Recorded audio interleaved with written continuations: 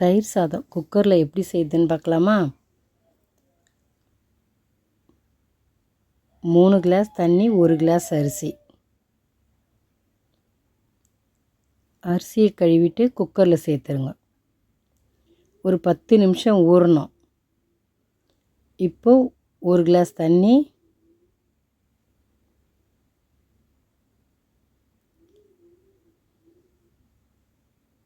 2 class,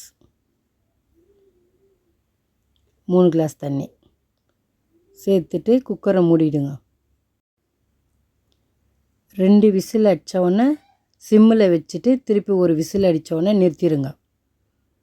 இதுக்கு தேவையான பொருட்கள்: கடுகு, உளுந்து, பச்சை மிளகாய், கறிவேப்பிலை, தயிர்.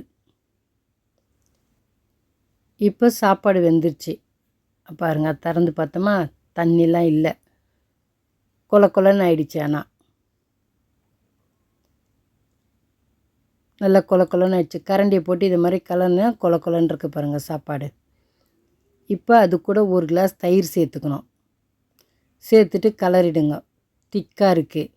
இப்போ கொஞ்சம் போல் தண்ணி சேர்த்துட்டு நல்லா கலக்கிங்க. உப்பு தேவையான அளவு உப்பு போட்டுருங்க. இப்போ நல்லா கலரி விட்டுருங்க. உப்புலாம் சரி பார்த்துக்கோங்க. இது மாதிரி திக்காக இருக்கணும். இப்போ அதை அப்படியே வச்சுட்டு ஒரு கடாய் வச்சு எண்ணெய் ஊற்றிட்டு அதில் கடுகு போட்டு பொரிஞ்ச உடனே உளுந்து கொஞ்சம் போட்டு நல்லா வதக்கிடுங்க.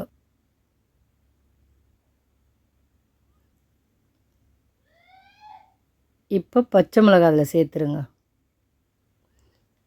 கறிவேப்பிலையும் சேர்த்துருங்க. இப்போ இது எல்லாத்தையும் வதக்கிட்டு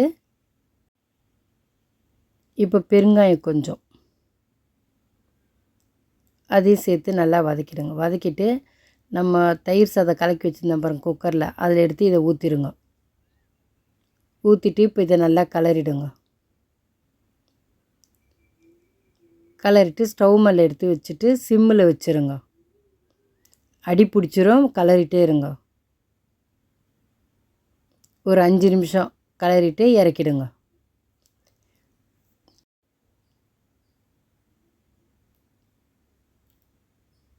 அவ்வளோதான், தயிர் சாதம் ரெடி ஆகிடுச்சு. நல்லா சுட சுட சாப்பிட்லாம்.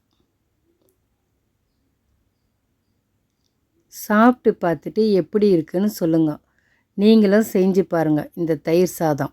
இந்த தயிர் சாதத்துக்கு தொட்டுக்க எதுவுமே வேணாம், அப்படியே சாப்பிட்றலாம். லைக் பண்ணுங்கள், ஷேர் பண்ணுங்கள், மறக்காமல் நம்ம சேனலுக்கு சப்ஸ்கிரைப் பண்ணுங்கள்.